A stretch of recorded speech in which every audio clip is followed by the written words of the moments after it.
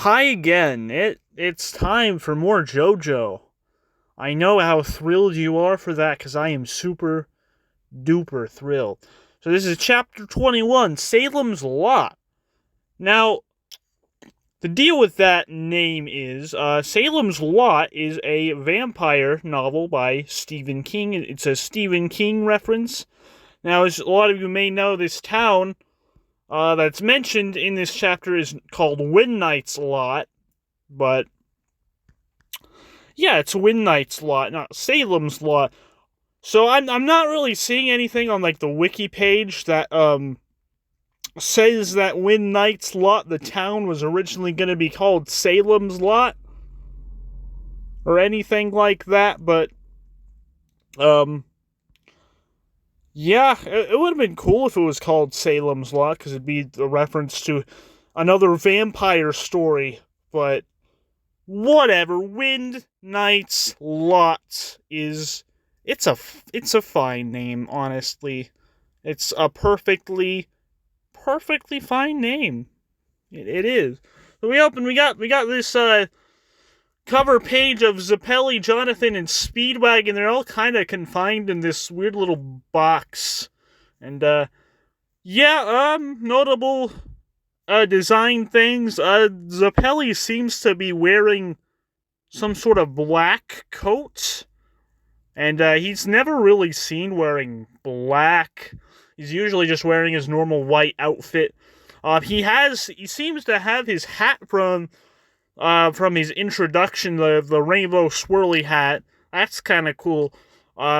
Jonathan is still wearing that circlet thing, which is nice. And yeah, nothing really too notable about Speedwagon. We see his hat. Not really seeing too much to talk about with his hat, but they all look cool. So the chapter starts, and yeah, it's talking about this place called Windknight's Lot. It is this town that is sort of near the coast. It's in the middle of a bunch of mountains on like three sides. And the way to get there, you go through this really old tunnel that was built over 500 years ago. And inside this tunnel, there's this sword that's been stuck in the wall that no one really knows about, but like it's just been there. And it's kind of a talking point by the locals. And yeah, it explains that this town was used as a training grounds for knights that served the king during the Middle Ages. And yeah, in the present day, in 1888, it has made it a good location to build a prison. So there's a prison underground, and there are railroad tracks in these mines, so, like, they use the prisoners to, like, mine coal and shit. And, yeah, it's talking about, the people of Windknight's Lot, how a lot of them are fishers. Fishing's a big industry. There's over 500 residents, including prisoners. And then I like how it mentions all this lore about this town, and then it's like, this town is about to be obliterated. I really love that, because it kind of builds some suspense. So you're like, because like it gets you involved in this town a little bit. It tells you about it. You're like, oh yeah, that's a cool town. Then it tells you it's about to be obliterated. You're like, oh shit, what's gonna happen to it? What could happen to this town? And yeah, we move on to these old ladies. They're gossiping, and they mention that someone moved into this mansion near the graveyard. And yeah, the other lady is like, oh well, sickly folk always go there to recover, it seems. And then they talk about this guy's daughter who ran away, and it's like, I wonder if those are connected. And then we go to this mansion by the graveyard, and we. This is kind of weird. There's like a dog who peers down into like a vent or something. There's like this hole. Maybe it was originally covered by a grave. Maybe it's like some sort of secret entranceway or something. I don't know what the hell that's about. But we got a dog peering down this hole, and we see it's Dio, and he looks pretty rad here. His eyes are a little grayed, it looks like. But, yeah, as far as we can tell, he looks pretty much back to normal. He still has like a couple of little things on his face, but yeah, he's been recovering. We see he's got blood on in his mouth. He's licking, and yeah, we see he's captured some women and drained the blood from them. So yeah, that's gross. But yeah, Neo's mentioning to himself that little by little he is gaining his strength back, and he said something about the food chain. Now pigs eat grass, humans eat pigs. That he's the one who eats humans. And yeah, Jack the Ripper's there. He has white hair now. And he got his surgical scalpel back. That's cool. You gotta keep the scalpel. That's like a staple. But yeah. Neo's mentioning that he must tread carefully, or else he risks a repeat of what happened at the Joestar Mansion. And that he reiterates that he needs faithful and loyal servants, and he mentions wicked and loyal humans specifically, even though, like, Jack the Ripper and Wang Chung aren't really humans. But whatever. We see he's straining the life from another lady. He, like, rips her head off. Then he's like, Jack, feeding time. And Jack goes to gain nutrients. And Dio's like, it is exclusively the right of Dio, to choose whether they live on as my servants or die. And the sad thing is, we don't really get a very good look at what Dio is wearing. It looks similar to what he's wearing during Fire and Ice Jonathan and Dio, but not quite. It's like, he's got like, it looks kind of like this necklace pendant thing is there and stuff. But yeah, it just sucks.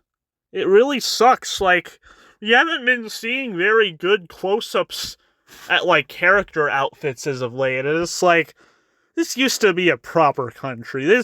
We used to center fashion in our manga story. We used to do that, and we don't anymore. And it's sad. I want to see, and I want to talk about what they're wearing. God damn it.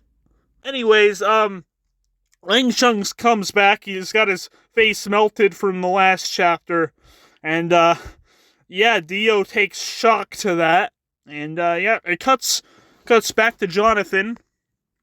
They're going to Windknight's lot, and it's him, Zappelli, and Speedwagon. They're all going to Windknight's lot.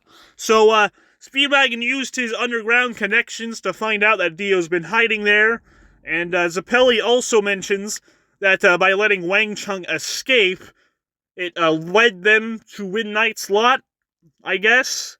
So, like, that whole sequence from last chapter, as I mentioned, manga only. It's not in the anime, so he, of course, doesn't really mention this thing with Wang Chung in the anime either.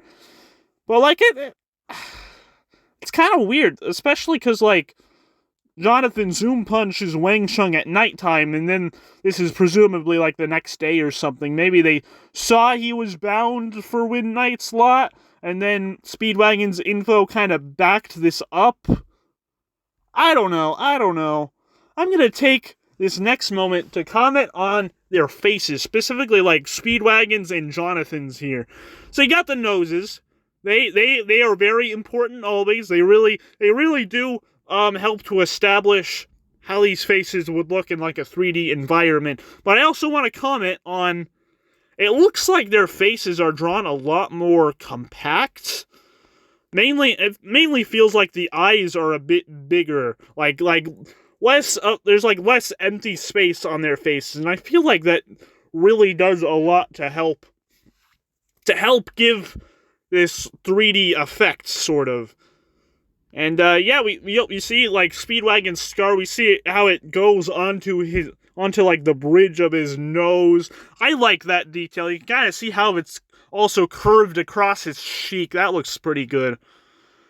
But yeah, speaking of outfits, Jonathan is wearing, it's similar to what he was wearing during chapter 8 and 9, but it's not quite the same. It's a lot more plain, which is kind of sad.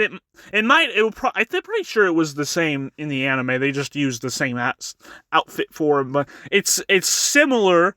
You might have the same hat, but it's very much plain, and we don't get a good look at it, and I'm very sad about that. But yeah, Speedwagon isn't really wearing anything too different. He's not wearing a tie anymore, which is sad. And he doesn't have his spinny twirly hat, which sucks. He could have used that for fights. And yeah, Zappelli. Let's see, Zappelli. Doesn't look like he's really wearing anything too different. We of course don't get a good look at it, but he's got a bow tie. He's got his bow tie. Got the checkerboard hat. That's always good. You always gotta have those things. So anyway, they're going into the tunnel that it showed at the beginning of the chapter, the tunnel to Windknight's Lot. That's like 500 years old.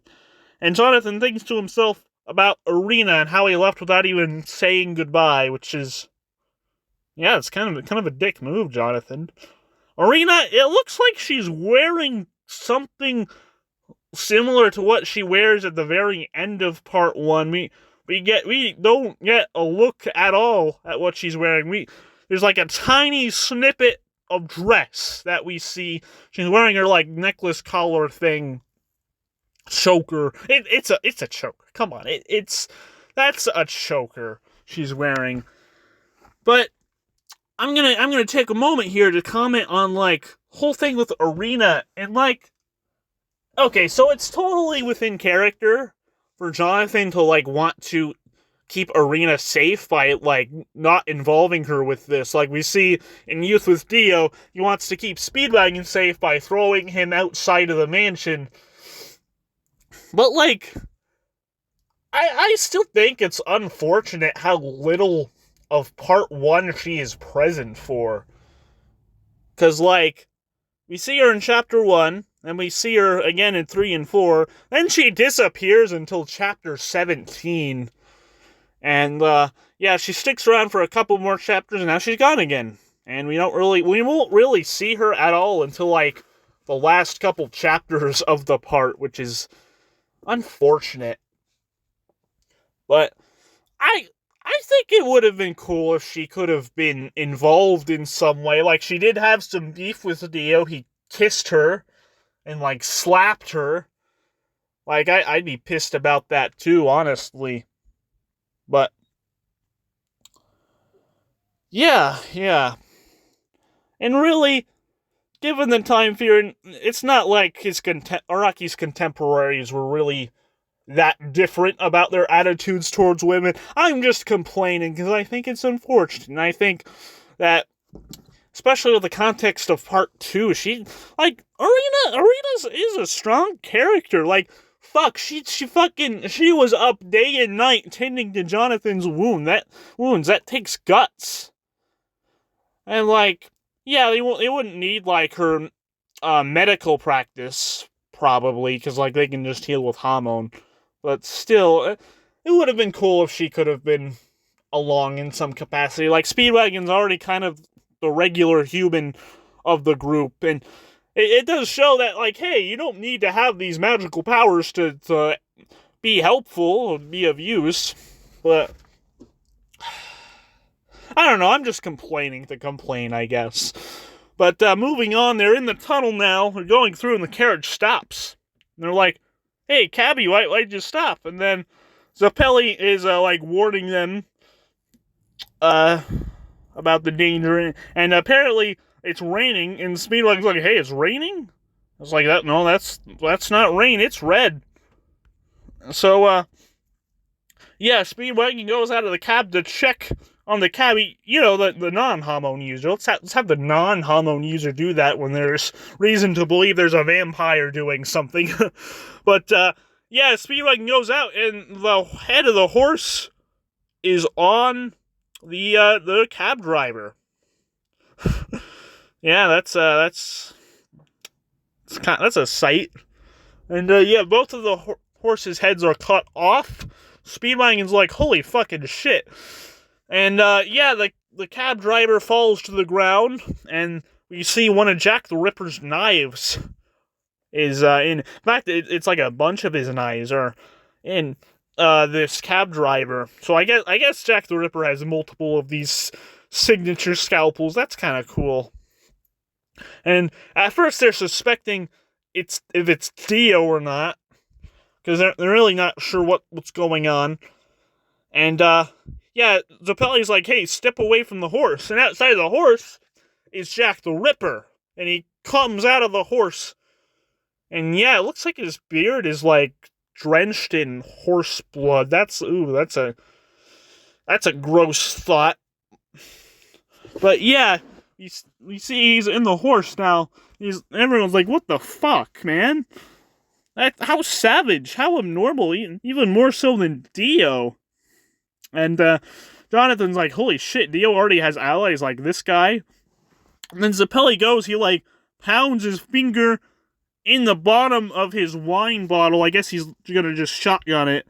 And he pours it into his chalice. It's this really iconic little panel. I want to say it's referenced in, like, All-Star Battle or something. And it looks pretty cool.